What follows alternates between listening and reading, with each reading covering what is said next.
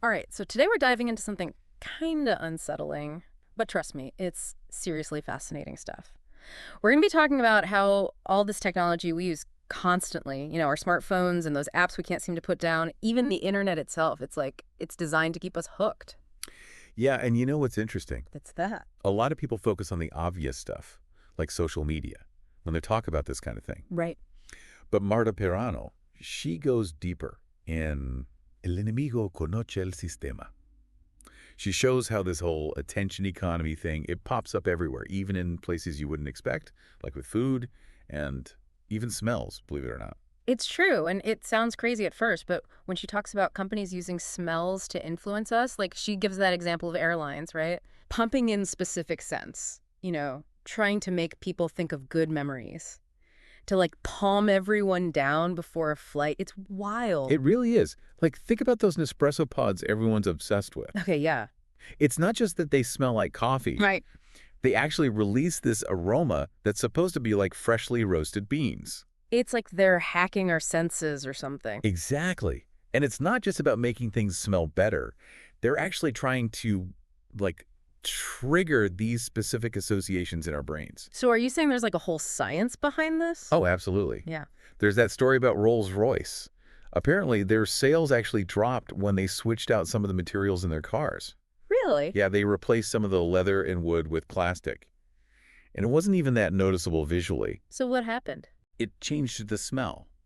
The new materials just didn't have that same smell of, well, luxury. Turns out our senses are super connected to how we value things. Even how we behave. Wow, that's kind of scary when you think about it. It's like if they can influence us with smells, what else can they do? And don't even get me started on food. Oh, right. Parana talks about that too. She's saying our brains, they just weren't designed to handle the amount of food we have available today, right? Exactly. Our brains evolved for scarcity. We're hardwired to crave calorie-dense foods because for most of human history, food was scarce. Right. But now, we're constantly bombarded with hyper-palatable, dopamine-triggering food. It's like we never stood a chance. No wonder it's so hard to resist that extra slice of pizza or whatever. Exactly. It's our biology working against us. And the food industry, they know this, right? Oh, they're masters at it. They've figured out how to make food irresistible, and they use it to their advantage. Like how? One way is by sneaking sugar into places you wouldn't expect, like savory sauces or bread. Ah, so it's like a secret ingredient? You could say that. Yeah. But it creates this awful cycle. We eat more than we need, we feel bad about it, and then we crave even more of that dopamine-inducing food for a quick fix.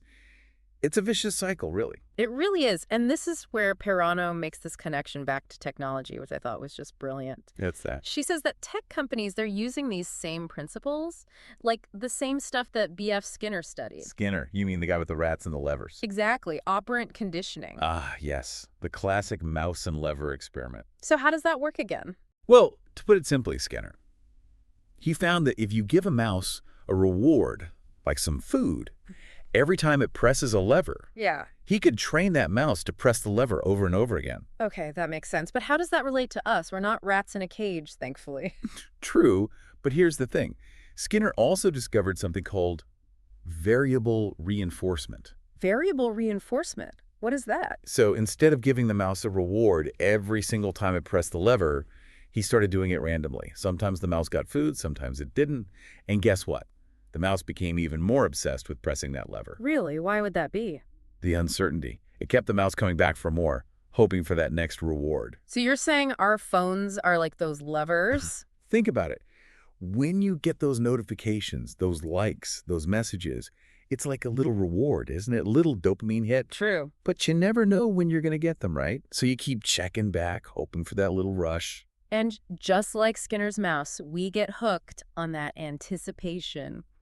Man, it's like we're all just playing a giant digital slot machine, constantly pulling the lever, hoping for that notification jackpot. And these companies, they know exactly how to play the game. That's right, they do. It's kind of brilliant, but also Kind of terrifying, don't you think? Oh, absolutely. And it gets even kind of creepier, actually, when Peirano talks about dark design. Oh, yeah. Dark design is a whole other can of worms. So basically, that's the idea that they're using things like those push notifications we talked about, and like reward points, even those social comparison features.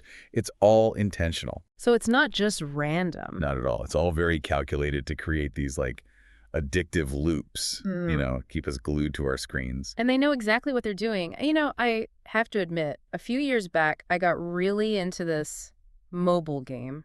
Oh, yeah? Which one? I'm not going to name any names. Right. But let's just say it involved collecting these, like, really cute monsters. Okay, I get it. I've been there. And I remember, like, thinking I was being so clever. I turned off all the notifications. Right. Because I was like, I'm not going to get distracted. But then they had this whole thing with these daily rewards that you could only get, like, during this really specific window. Oh, sneaky. So even without the notifications. Even without them, they still got me. It's like they knew I'd be checking the app anyway, terrified of missing out. It's FOMO. They weaponized it. They know exactly how to push our buttons, even when we think we're one step ahead. And the thing is, this isn't just about our phones or like individual apps. Peirano, she argues this whole attention economy thing, it's everywhere. Like it's baked into the very structure of the internet itself. So you're saying it's like bigger than just a few addictive apps, like this is the internet's DNA. Yeah, exactly. Think about it, right? Like back in the Industrial Revolution, you had these massive physical structures. Okay, like what? Well, like the Crystal Palace, for example. This incredible building made of all steel and glass, this monument to industry. Okay, yeah. But now, in the digital age, it's all about these invisible giants. These data centers sucking up information. It's this weird parallel that Peirano draws in the book. It's like power has shifted, from something you could actually see and touch to something, well, intangible. And it's a shift with huge consequences for how the internet is controlled. Like Peirano, she goes all the way back to the early days of the internet. Back when it was all about open ideals, sharing knowledge. It's easy to forget that's how it all started, really. Totally. And she traces it all the way to where we are now, where a handful of companies, they hold all the cards. And she talks about those early networks too, right? Like Usenet. I've heard of it, but it's kind of before my time. Yeah, it was sort of a precursor to the internet as we know it. All about free collaboration, sharing information, really idealistic. And then you had those projects like GNU, right? Yeah. Which eventually led to Linux. Yeah.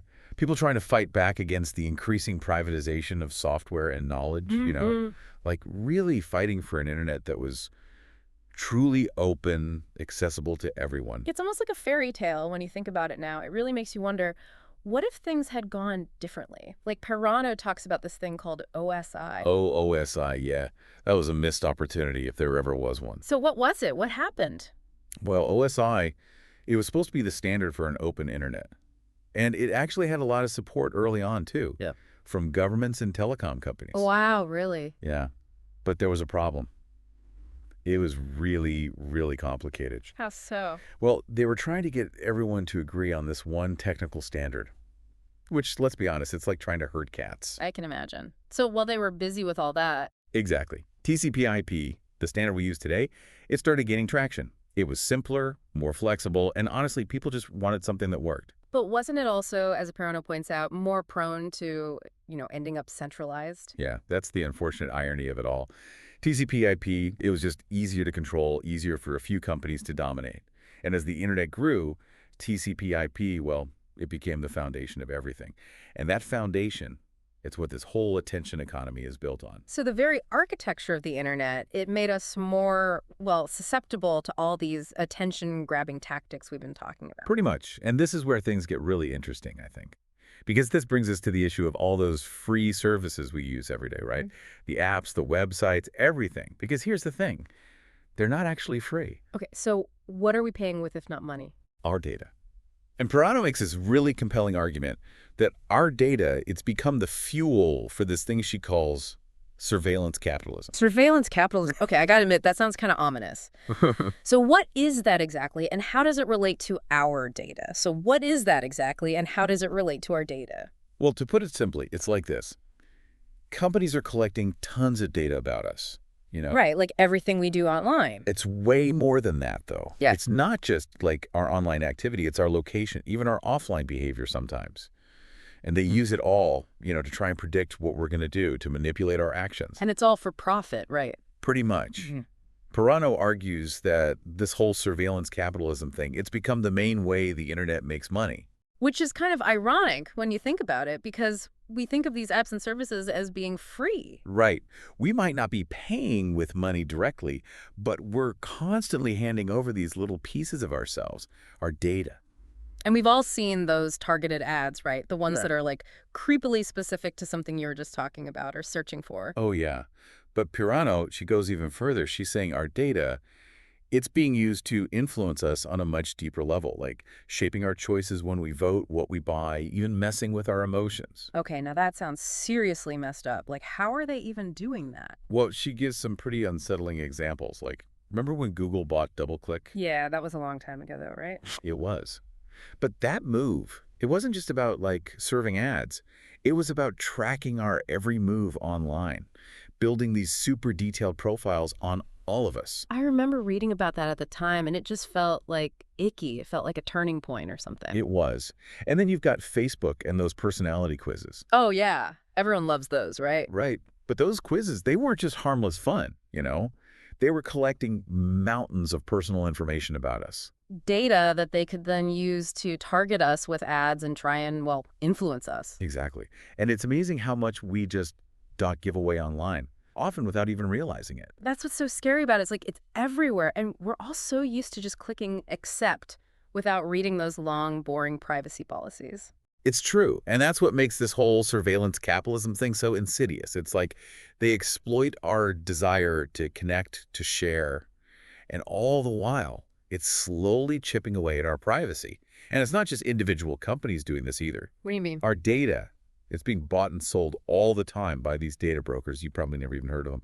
But they have these huge databases with information about us, and they're constantly selling it off to the highest bidder. It's a whole hidden economy. So basically, we're the product. That's the unsettling reality. So if we're the product, how do we fight back? Or is it even possible? That's the million-dollar question, isn't it? But here's the thing. Peirano, she doesn't just leave us feeling totally powerless. She argues that, yeah, these tech companies, they're really good at what they do, but we're not totally off the hook. What do you mean? I mean, we have a role to play in all of this. We're not just passive victims. So you're saying we're complicit in our own surveillance? In a way, yeah. It's like we have this natural instinct to share things, right? Our thoughts, our experiences, everything. Peirano calls it surplus cognitive. Okay, so it's not that they're forcing us to share. It's more like they're just tapping into something that's already there. Exactly. Social media, it just gives us this platform, these tools to do it on a massive scale. And those platforms, they're designed to make us want to share. Think about it. All those likes, comments, shares, we crave that stuff. Because it makes us feel good. Temporarily, at least. It's a feedback loop, playing on our need to feel validated, connected. Right, and it's so easy to get caught up in that. Like, remember those viral challenges everyone was doing? People love to feel like they're part of something. Totally. And all goes back to those dopamine loops we were talking about earlier. They're tapping into our brains, making us crave those little hits of social validation. So much of what we do online is driven by these things we're not even aware of. Which is why Peirano's saying we need to be aware of it. Once we see how these systems work, how they hook us, then we can start to make better choices. So it's not about deleting all our accounts and living off the grid. It's about being more mindful. Yeah. Recognizing when our buttons are being pushed. Yeah, this has been a wild ride. We've covered so much ground today. Everything from the psychology of addiction to the architecture of the internet, this whole surveillance capitalism thing, the power of our own biases. It's a lot to take in. It really is. But as Peirano shows us in her book, these aren't just abstract ideas. They affect our everyday lives. It really makes you wonder, are we in control of technology? Or is it controlling us? Something to think about the next time you pick up your phone or open up a new app. Thanks for listening, everybody.